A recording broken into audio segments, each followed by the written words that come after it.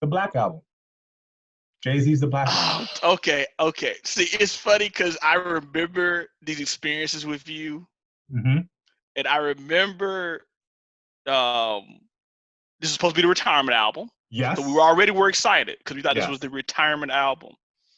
And I never forget, like, we're buying albums now, of course. We're doing the right thing. We got, subscription services. Back then, though, this is college, so all I would say about that. Ethernet was the joint, man. So E1 connection. we were just waiting for, like, we would, like, look at the release date and then be like, okay, it should be up by now. Let's go check. I remember the Black Album coming out, and I remember me and you having a disagreement about our thoughts on this album. But I want to go back to your thoughts on the Black Album. Why you hold in such high regard? So, okay. Volume 3 probably influenced me the most out of all his albums. Interesting. Yes. Okay. Interesting. Okay. The Black Album, I felt like, was probably his most complete album. In my opinion. I just felt like from telling a story about his life, from him really being, really making sure he was picking the right track to like portray that story. Yeah. And it was just, at the time, what we thought was a swan song was a great, it really was Jordan Utah Jazz last shot. Everything seemed intentional on that album. Yes, it just felt like he cared about the album and made sure it was put out right.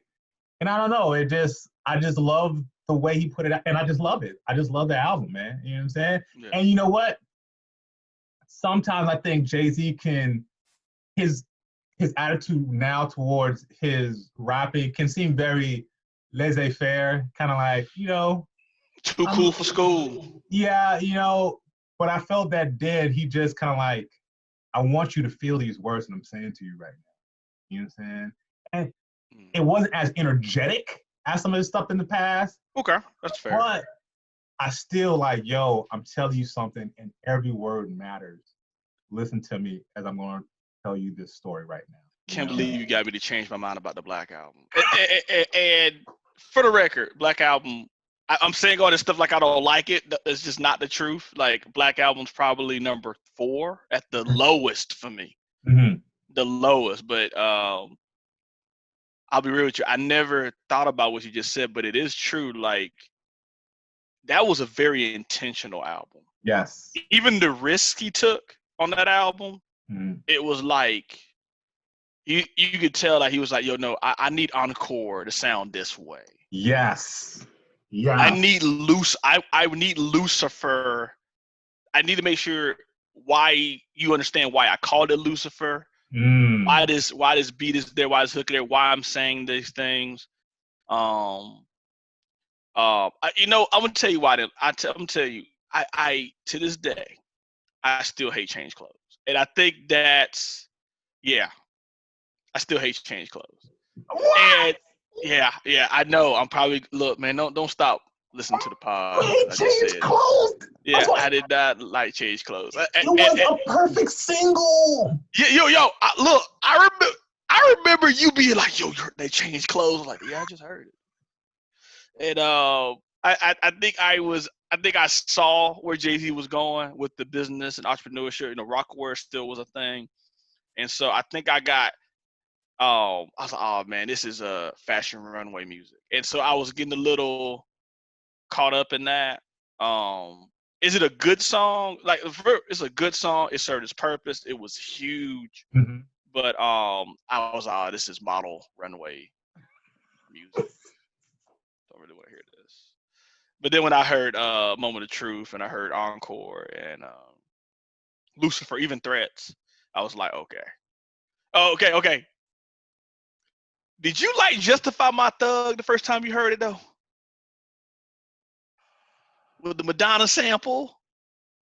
There's no way you like this song the first time you heard it. Because I remember being like, what is this? Like, this can't be on the album. I've grown to appreciate it, but at the time, I was like, what is this? You know what? So there are some songs where you feel like, what is this doing on the album? Mm-hmm.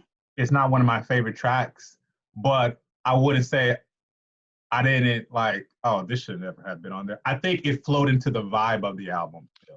Yeah. You Yeah, know? yeah. It was intentional. Like, let's get the Madonna sample on here. Like, that's what I felt like. That was a big thing. Like, oh, you got a Madonna sample. Mm-hmm. So I got it.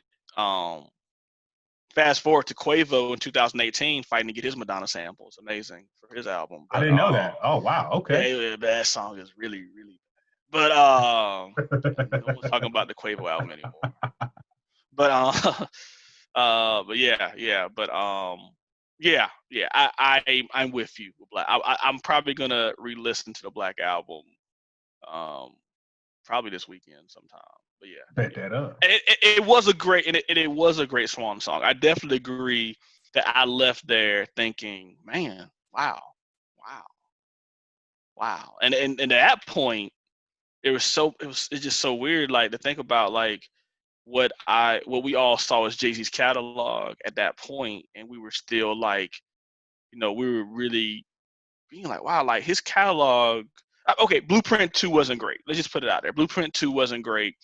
Double albums are hard to make, Mm-hmm. and I'll even okay with someone making a statement about the Dynasty album, even though it should have been a compilation, and I always saw it as a compilation. This is the Rockefeller album, but it's crazy. After that, he gets Kingdom Come, which is okay, and Magna Carta Holy Grail is not a good album. American Gangster is very underrated, stupidly underrated.